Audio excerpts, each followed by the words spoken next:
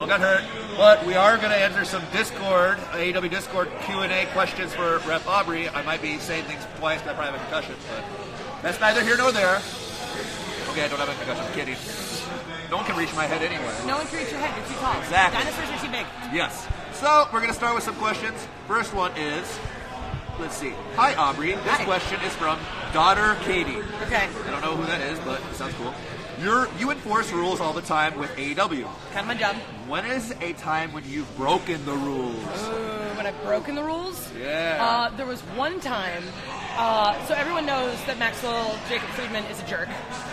There was one time we were working a show on the Independence, and I was holding his arm and trying to get him to get off the rope, and I counted 1, 2, 3, 4, and he turns to me and says, "Listen!" And he calls me a very bad name. So I kicked his arm, and then he ended up taking a couple of bumps. And I don't feel bad about it. You're aggressive. I am. So don't mess with you is the moral of this story? Pretty much. I mean, everyone's kind of figured that out at this point, except Jericho. But oh, that's right. You guys always get into it, huh? How's that, by the way? I mean, like, he's kind of doing his thing, and I'm just like, you know, he's just getting in my way. All right. I'm on his boat next week, so I don't know. Whatever. Right. Are you going to play, he's got a casino on there, and I guess if you win money, it comes out of his pocket. I'm going to try and win all the money. Yeah, me too. Yes. Of course, if we lose money, he gets the money, which is the... I mean, he's going to get money either way. That's true. Why not? It doesn't matter now. Yeah. Okay, next question. Yay. Hi, Aubrey. Hi. How does it feel when you get compared with Red Shoes? Oh, my God. It's kind of nuts. Like, New Japan rep. New Japan ref. Red Shoes is like, of all of the Japanese refs, I think Red Shoes is like, he's like our Earl Hebner, essentially. For what he means to wrestling and referees. I mean, it's a huge honor to even be like in the same conversation, let alone compared to. It's just like I'm humbled every day by like the fact that people even know like what my name is. Like that's still just like weird to me. It's cool. So I'm just happy that I'm here, and I'm happy that people are enjoying it. I'm happy that people have an appreciation for what referees do. Yeah. I'm happy that I get to come to work every week and work with awesome people and dinosaurs and all that. Glad you recognize that. You're a minority. I appreciate that. It's difficult. I got a lot of weight on my shoulders. If I go, the species is gone. Exactly. So it's risky every time I'm out there. 65 million years, man, all in you. That's right. But it's not about me today, it's about you. So let's continue. Hi, Aubrey. Hi. What is your favorite thing about being a referee in AEW? Oh, man. Favorite thing about being a referee at AEW? I like that we basically get to be, like, authorities, but we also just get to be ourselves. Like, there's this idea that, we all enforce the same rules, but we all have kind of our own way of doing it. Like, the way that, like, the speed at which Rick Knox counts is different than the speed that Bryce Remsburg counts is different than the speed that I count. So it actually is kind of one of those weird, interesting things that affects a match. Yeah. So if you know, I have this ref, they're going to count really fast, I better kick out if I want to get out of the pin. So it's a nice little twist on what we normally see out of professional wrestling. Like something you typically see in like MMA or boxing. Like the referee, whoever the referee is, could actually determine the outcome in a very, very small way. Sure. That's very interesting. I've never really thought about it that way. Yeah, we're very unique here. It's interesting. We're encouraged to officiate as we would at our own discretion. Wow. Okay, very nice. Hi, Aubrey. Hi. I don't have names for these questions. I should. Wasn't my fault. So just bear with us. We're going to blame the Wi-Fi. Hi, Aubrey. Hi. As a referee, you get to see a ton of the roster compete up close. Yes. Who has impressed you the most since you joined the cast? Ooh, who's impressed You don't me have to say me because I'm right here. No, well, to be fair, I had worked with you lots of times before we got to AEW. So I think of all the people that I like hadn't had a chance to work with before, that's really tough. Like, Darby's honestly like one of the most interesting guys, I think. Like, I worked with Darby a lot beforehand, but to kind of see how he's really resonated with people and to see his style come out on a big stage in a very unique way. Very little of their stuff before I got here, and they're just insane. They're cool. Like the freaking jumps with the tails. I don't know how you can get that height and not trip over your own suit jacket. That alone astounds me. I don't get it. I want to wrestle them. Yes. We haven't yet. That'll be very fun. Yeah. Okay, let's see here. Aubrey, you paint your nails differently for every show to represent the city you are in. Yes. How many different colors of nail polish do you have? Somewhere above 30. I don't know the exact number. Well, it's interesting because I actually used to do them based on the color of the poster I was doing when I was on the indies. which I did a lot of black and red. But now that like I only work with AEW Dynamite and a couple small other companies, I try and like figure out like local sports teams, minor league baseball. Oh, cool. Today I'm doing Bash to the Beach colors. Yeah, got to see what we're going to do on the boat. I don't know yet. It's a lot of effort. It's a lot of effort. I'm getting really good at painting my nails very quickly. Like I take the one picture, put it on social media, and then they all just go to crap. Like, wow. Do not look at my nails at the end of the day. They're very bad. I used to paint my nails when I was doing my master's degree. Right. Just because I was, I was pretty emo back then. Right. We won't go there, though. We all were at one point or another. Right, we all did that. We all went through a phase. Yeah, I had the earrings and stuff, and then I had the lip ring. Yeah. I was getting crazy. Yeah. I was just trying to be accepted, and I just said, you know what? It's okay to be a dinosaur in It's society. okay. It's absolutely Right? okay. And now I feel much better. Good. You should. I should paint my nails sometime. We can do that one time. We could. I'd be down for that. We'll do like a little green and gold.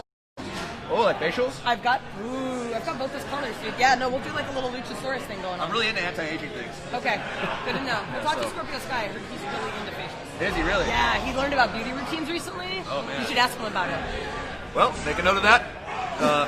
Someone, please, for me, because, again, the brain cells after 65 million years. Yeah, I don't know if I remember it. that. Atrophy over time. Gotcha. A lot of things do. Whoa, we won't go there. Okay, just kidding. Okay, next question. Yes.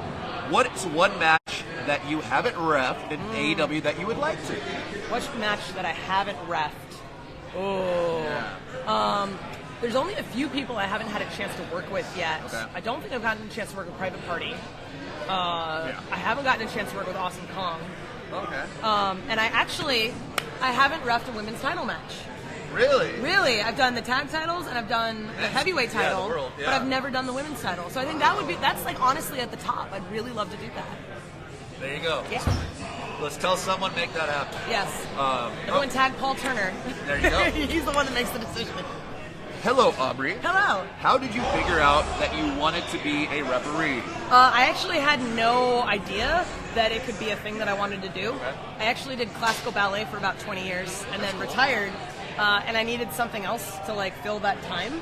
And a friend of mine was like, "You should try reffing." And I had no idea at the time like that there was any like overlap. Yeah. But I tried it and I sucked.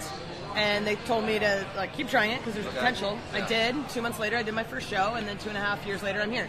That's awesome. It's literally went super fast. It was not something I'd ever really thought about, but So then how'd you get discovered for AEW? Oh man, I ran into Frankie Kazarian at a show up in Vancouver, and he apparently liked my stuff. He texted the Young Bucks and Brandy and a couple other people, and then I ran into him again in Vancouver at another show 2 weeks later. So we got to see my work again. I wasn't just a flash in the pan, sent him a resume, headshot, all that kind of stuff. And then I ran into all of SCU and the Young Bucks at the Phi show early January of last year. Okay. And right after the match, they said, "We want you at Double or Nothing." That's great. Yeah, it was That's awesome. pretty cool. Yeah. So And how then did it feel to go to Double or Nothing then? It was terrifying. Yeah. Like I'm basically a nobody, and I have all these. Like every ref on the team has like over 15 years of experience. Like Rick Knox is a legend on the independents. Yeah. Bryce Remsburg is like one of the greatest referees of all time. Like not many people can ref matches with 2 invisible men. Like Bryce is really the only guy that can do it. If you haven't, like Google it. It's really great. Visible Man versus Invisible Stan.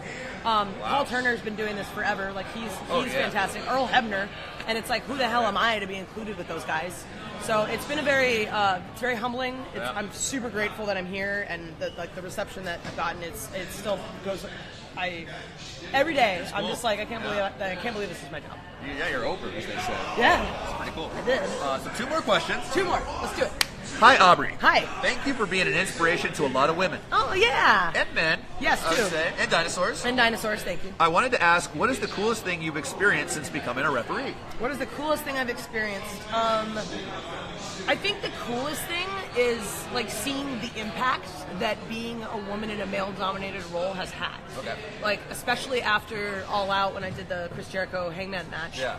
I got a lot of messages from parents of daughters who were all like, "I love that there's a strong, authoritative woman on TV who's not taking any crap, and my daughter's now into wrestling." That's awesome. And it's like we talk about that a lot in media. Like people want to see people that look like them on TV because then they can go, "Yeah, I can do that," and then you get drawn into the story a whole lot more. So to have parents send me messages saying like, "Thank you, my daughter's now into wrestling." And it's like, it's that much better because if you have someone that you can say, "No, she doesn't take any crap from dudes, I shouldn't take any crap from dudes." So it's like I'm just helping the next generation of women be like tough little badasses. Hey, I have and four, that's pretty awesome. I have 4 dinosaur sisters, Yes. so I appreciate definitely that message. Sorry, they're not going to take any of your crap anymore. They never did. They never did. It's tough. It's tough. Last question. Okay, last question. Hey, Aubrey. Hi. How important do you feel that the little things are for a referee to have? Cadence, count, reaction to near falls. How much effort, experience goes into getting the fundamentals perfect, but in a way that is unique to yourself? Oh, I think it's actually the most important thing. I think the fundamentals of being a referee are all very straightforward. Like, people know like what the rules are. You stand behind the wrestlers and you enforce the rules when you need to. But it's really like, at what point do we start counting versus saying like what the rule is? How many times do we repeat the rule? What is the cadence for a double down? Do I need to count faster here? Do I need to count slower here? Like, is this a bad guy? Is this a good guy? Like, a little peek behind the curtain a little bit. But I'm basically there to help tell a story. Yeah. So a lot of what I do directly impacts the story. Yeah. So how close I hit the mat when someone's kicking out, that's the story they want to tell. And I'm the one who's there to basically put it on the platform and let them serve it to everybody. Wow, very interesting. I never thought that's a lot of pressure. Yeah, it's a lot. There's a lot of psychology to it. I don't think people, like, you could do like 60% on the first day and just get it, but it's the little tiny things. The details. It's the details that are really, really important.